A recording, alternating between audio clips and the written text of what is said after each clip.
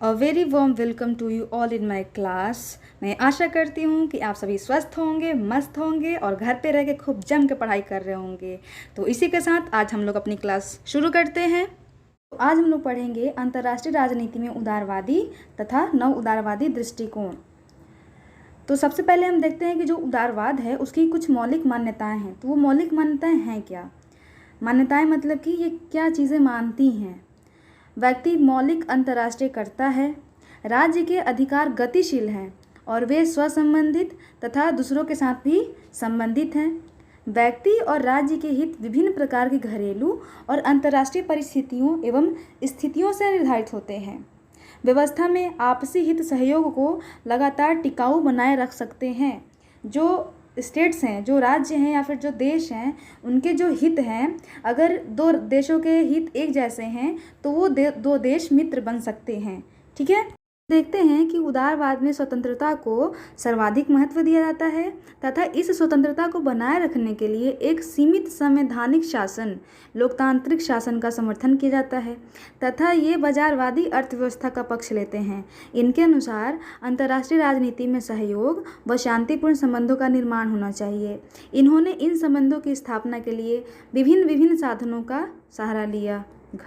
आगे हम देखते हैं कि जो उदारवादी चिंतक हैं वो यथार्थवादी चिंतकों के विपरीत मानव प्रकृति के संदर्भ में सकारात्मक दृष्टिकोण अपनाते हैं। वो मनुष्यों के जो व्यवहार है, मनुष्यों का व्यवहार को अच्छा मानते हैं, क्योंकि वो मानते हैं कि मनुष्य विवेक संपन्न है, उनके पास दिमाग है और इस विवेक के प्रयोग के द्वारा अंतर्राष्ट्रीय राजनीति में उच्चतर लक्ष्य और सहयोग को प्राप्त किया जा सकता है। यद्यपि वे मनुष्यों के स्वार्थ केंद्रित होने को पूर्णतः नकारते भी नहीं हैं। वो मानते हैं कि मनुष्य स्वार्थ केंद्रित है लेकिन वो सहयोग भी करता है। उदारवादी चिंतकों ने यथार्थवादी चिंतकों के विपरीत अंतर्राष्ट्रीय राजनीति के कर्ता के रूप में गैर राज्यकर्ताओं को भी, जैसे कि व्यक्ति, समूह, सामाजिक संस्थान, इनको भी महत्वपूर्ण स्थान दिया है। वो केवल संस्थाओं को स्थान नहीं देते हैं। लोकतंत्र एवं प्रतिस्पर्धी अर्थव्यवस्था अंतर्राष्ट्रीय शांति व्यवस्था को सुनिश्चित कर सकती हैं, क्योंकि लोकतांत्रिक राज्य विवादों के शांतिपूर्ण विस्तार अध्ययन में विश्वास रखते हैं और इसी तरह प्रतिस्पर्धी अर्थव्यवस्था सुरक्षा के प्रश्नों के स्थान पर राज्यों को व्यापारिक हितों पर ध्यान केंद्रित करने के लिए बल देता है। ये मुख्यतः बाजारवादी अर्थव्यवस्था पे बल देते हैं। तकनीक व आर्थिक विकास राज्यों को बराबर अन्योन्याश्रित संबंधों के जाल में जोड़ देती है और यह संबंध सहयोगात्मक विश्व को बढ़ाता है। अंतर्राष्ट्रीय संगठन अंतर्राष्ट्रीय शांति, विकास और सहयोग की प्रक्रिया को बढ़ावा देते हैं। ये यहाँ पे जितने भी राष्ट्र हैं वो एक दूसरे पे आत्मनिर्भर हैं, एक दूसरे की ज़रूरत उन्हें हमेशा पड़ती ही रहती है। आगे देखते हैं कि उदारवाद का समर्थन करने वालों में John Locke, Norman angel, can't और राष्ट्रपति विल्सन मुख्य रूप से हैं। उदारवाद को दो भागों में बांटा गया है, एक है शास्त्रीय उदारवाद और दूसरा है नव उदारवाद। शास्त्रीय उदारवाद को आदर्शवादी पर्सपेक्टिव से भी देख सकते हैं। आगे हम पढ़ेंगे कि जो नव उदारवाद है इसको मुख्यतः रॉबर्ट जैक्सन और जॉर्ज जैसे विद्वानों द्वारा विकसित किया गया। नव उदारवाद के भीतर 4 विचार संप्रदाय हैं। पहला है समाजशास्त्रीय उदारवाद, इसको सोशियोलॉजिकल लिबरलिज्म भी कहते हैं। दूसरा है अन्योन्याश्रित उदारवाद, इसको इंटरडिपेंडेंस लिबरलिज्म भी कहते हैं। तीसरा है संस्थात्मक उदारवाद, इसको इंस्टीट्यूशनल लिबरलिज्म भी कहते हैं। और चौथा है गणतांत्रिक उदारवाद, इसको रिपब्लिकन लिबरलिज्म भी कहते हैं। तो अब देखते हैं समाजशास्त्रीय उदारवाद। जेम्स रोजनो, जॉन बर्टन समाजशास्त्रीय उदारवाद के प्रमुख प्रणेता हैं। समाजशास्त्रीय उदारवाद को बहुल उदारवाद के नाम से भी जाना जाता है, क्योंकि यह परराष्ट्रीय संबंधों में व्यक्ति, समूह, संगठन इत्यादि की भूमिका को स्वीकार करता है और इसी कारण इसका मानना है कि अंतर्राष्ट्रीय राजनीति के अध्ययन को संप्रभु राष्ट्र तक ही सीमित नहीं होना चाहिए, उसे प्रत्येक देशों के साथ अपना संबंध स्थापित करना चाहिए। बर्टन ने इसी के लिए मकर जाल मॉडल का विचार रखा। ये जो मकर जाल मॉडल का विचार है इसको इन्होंने द वर्ल्ड सोसाइटी में रखा, जिसमें कि उन्होंने विश्व समाज की संकल्पना दी। ये जो वर्ल्ड सोसाइटी इनकी किताब है उसको उन्होंने 1972 में लिखा था। वे यह भी कहते हैं कि नागरिकों में परस्पर आच्छादित करने वाले संगठित की सदस्यता राष्ट्र के मध्य सुरक्षा चिंता को कम करता है। अगर प्रत्येक राष्ट्र एक दूसरे से संबंधित होंगे किसी न किसी भी तरीके से, तो उनके मध्य सुरक्षा की चिंता नहीं होगी, और जब सुरक्षा की चिंता नहीं होगी तो उनके मध्य युद्ध के लिए कोई संघर्ष भी नहीं होगा। जेम्स रोजनो कहते हैं कि राज्य केंद्रीय अराजक व्यवस्था यद्यपि विलुप्त नहीं हुई है, फिर भी एक बहुउद्देशीय विश्व व्यवस्था का उदय हुआ है। इस व्यवस्था को वे संप्रभु मुक्त राष्ट्र के क्रियाकलापों के समायोजन के रूप में देखते हैं, जिसके बारे में उनका कहना है कि यह संप्रभु युक्त राष्ट्र से अलग है, जो संप्रभु मुक्त मतलब कि हम अपनी संप्रभुता को समाप्त करके हम एक दूसरे के साथ अच्छा संबंध बनाएं तो हमारे बीच ज़्यादा शांति व्यवस्था स्थापित होगी, जो कि संप्रभु युक्त राष्ट्र से अलग है।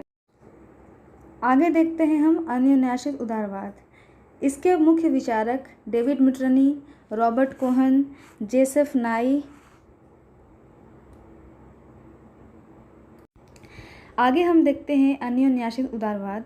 इसके मुख्य विचारक David Mitrany, Robert Keohane, Joseph S Nye, जिनके पुस्तक का नाम पावर एंड इंटरडिपेंडेंस है, जिसको कि इन्होंने दोनों ने मिलकर 1977 में लिखा, तथा रिचर्ड रोजडेंस हैं। रिचर्ड रोजडेंस ने कहा कि आधुनिकीकरण की प्रक्रिया ने शक्ति के प्रयोग की गुंजाइश को कम कर दिया है। इसके कारण सैनिक शक्ति उतनी महत्वपूर्ण नहीं रही जितनी कि श्रम शक्ति महत्वपूर्ण है। हथियारों की जगह पर पूंजी का महत्व ज़्यादा हो गया है। अब हम इसमें क्या देखते हैं कि जो उदारवादी विचारक हैं उनका कहना है कि जो आधुनिकीकरण हुआ, मॉडर्नाइजेशन हुआ, वैश्वीकरण का जो समय आया, उसमें जो सैनिक शक्ति है वो अब महत्वपूर्ण बिल्कुल भी नहीं है। अब हमें क्या चाहिए? अब हमें तकनीक चाहिए, अब हमें पूंजी चाहिए। आगे डेविड मिटरनी कहते हैं, कार्यात्मक राज्य की अवधारणा दिया, जिसमें वह कहता है कि आज की दुनिया में जो राजनीति है वह राजनीतिक नेताओं के द्वारा नहीं बल्कि तकनीकी व आर्थिक तत्वों के द्वारा निर्देशित हो रही है। इसमें कोई व्यक्ति नहीं बल्कि तकनीक और आर्थिक जो स्थिति है उसी के द्वारा जो हमारा समाज है वो चल रहा है। राजनीतिक नेताओं की भूमिका कम हुई है और तकनीक व आर्थिक विशेषज्ञों की भूमिका ज़्यादा बढ़ी है। यह विशेषज्ञ परस्पर लाभ प्राप्ति की भावना से प्रेरित होकर कार्य करते हैं। अर्नेस्ट हार्स कहते हैं कि एकीकरण की प्रक्रिया राजनीतिक नेताओं के द्वारा संचालित होती है, किंतु इसको पूरा करने का काम तकनीक व आर्थिक विशेषज्ञ करते हैं।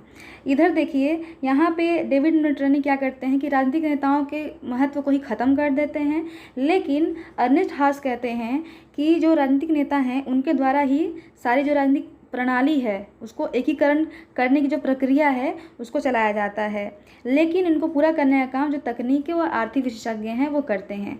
नेताओं का महत्व कम नहीं हुआ है, इन्हें शक्ति चाहिए। एकीकरण में यह भावना कहीं ना कहीं दिख जाएगी। यहाँ पावर स्ट्रगल हो रहा है, किंतु इसका जो निस्तारण है आर्थिक व तकनीकी विशेषज्ञों के पास है। फिर हम देखते हैं कि ये एज ऑफ स्पिल्ड ओवर की बात कर रहे हैं, जिसमें कि कर्ता जो राज्य है, जो स्टेट है, वो संघर्ष के बजाय सहयोग से प्रेरित हो रहे हैं।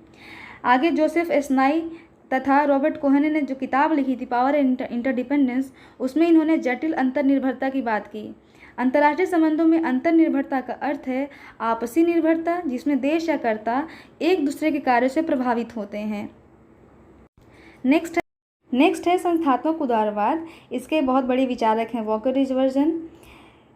जो संस्थात्मक उदारवादी हैं वे क्या करते हैं कि युद्ध को रोकने व शांति को बढ़ावा देने में विश्वास रखते हैं।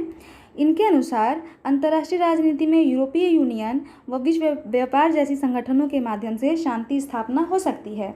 इनका मानना है कि अंतर्राष्ट्रीय संस्थाएं सहयोग को आसान बना सकती हैं। वह स्वयं अंतर्राष्ट्रीय सहयोग व शांति की जिम्मेदारी नहीं दे सकती, लेकिन इतना तो कर ही सकती हैं कि अंतर्राष्ट्रीय संस्थाओं को जंगल के बजाय चिड़ियाघर बनाए। जैसे कि जंगल में एक दूसरे से जितने भी जानवर हैं वो झगड़ते हैं, एक दूसरे को मार के खाते हैं, लेकिन चिड़ियाघर में वे बहुत ही सभ्यता के साथ रहते हैं। और जो शास्त्रीय उदारवादी हैं उनका यह मानना है कि यदि अंतर्राष्ट्रीय संस्थाएं होंगी तो उसी के वजह से अंतर्राष्ट्रीय संस्था में शांति व सहयोग बढ़ता है। लेकिन ये जो इन लोग का मानना है कि यहाँ पे क्या होगा, इनका मानना है कि जो अंतर्राष्ट्रीय संस्थाएं हैं वो सहयोग व शांति की जिम्मेदारी नहीं दे सकती हैं। आगे देखते हैं कि अंतर्राष्ट्रीय संस्थाओं से आघात अवशोषक की तरह काम करने की आशा करते हैं। जैसे कि अगर कहीं पे जो आपकी गाड़ी है, एक गाड़ी है, वो गाड़ी चलती है और उसमें शॉक ऑब्जर्वर लगा रहता है कि जहाँ पे बड़े बड़े ब्रेकर आते हैं उसमें अगर वो गुजरती है गाड़ी तो भी बैठे हुए यात्रियों को ज़्यादा प्रॉब्लम नहीं होती है। तो उसी की तरह काम करने की बात ये लोग सोचते हैं। यही विभिन्न राष्ट्रों में संघर्ष होगा तो यह संस्थाएं कुछ आसान माध्यम से उसे हल कर सकेंगे। कोहेन ने कहा, अंतर्राष्ट्रीय संगठन दुनिया के अन्य संस्थाओं को संवाद के लिए अवसर प्रदान कर वाद विवाद को खत्म कराने में महत्वपूर्ण भूमिका निभाती हैं, ना कि वह स्वयं ही पूरी जितनी भी प्रॉब्लम्स है या फिर जो भी विवाद है उसको ख़त्म कर देती हैं। आगे देखते हैं गणतंत्रीय उदारवाद। इसके विचारक माइकल डोयल और कांट हैं।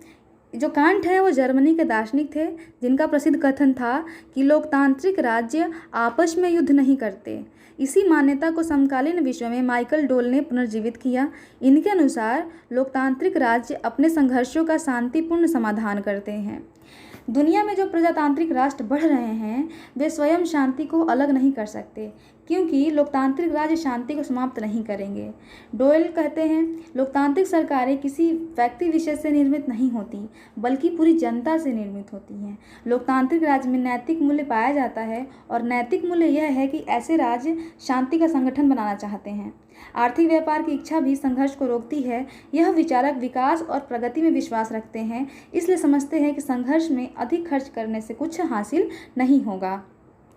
तो इस तरह हम देखते हैं कि जो 9 यथार्थवादी हैं और 9 उदारवादी हैं वो दोनों विश्व को अराजक रूप में देखते हैं, जिनका अर्थ है कि विश्व में राष्ट्र राज्य के व्यवहार को नियंत्रित करने के लिए किसी केंद्रीय संस्था का अभाव है। इसलिए विश्व मूलतः राज्य केंद्रित व्यवस्था द्वारा संचालित है। लेकिन 9 उदारवादी और यथार्थवादियों ने अराजकता की प्रकृति और परिणाम को अलग अलग रूप में परिभाषित किया। 9 उदारवादी अंतर्राष्ट्रीय राजनीति में सहयोग एवं शांति पर बल देते हैं और पारस्परिक हितों को अत्यधिक महत्व प्रदान करते हैं। इनके अनुसार यह सहयोग और शांति सामुदायिक संबंधों, व्यापारिक आदान प्रदान और लोकतांत्रिक संस्थाओं के द्वारा बेहतर किया जा सकता है। जबकि इसके विपरीत केनेथ वॉल्ट जैसे 9 यथार्थवादी विचारक सहयोग को अत्यधिक कठिन मानते हैं, क्योंकि राज्य एक दूसरे पर विश्वास नहीं करते तथा धोखेबाजी की समस्या हमेशा बनी रहती है। तो इस प्रकार से हमने आज समझा उदारवाद तथा 9 उदारवादी अप्रोच, जो कि अंतर्राष्ट्रीय सिद्धांत को समझने के लिए बहुत ही इम्पॉर्टेंट अप्रोच है। तो thank you so much for watching this video और मैं आशा करती हूँ कि आप आगे भी इसी तरीके से पढ़ते रहेंगे। Thank you so much.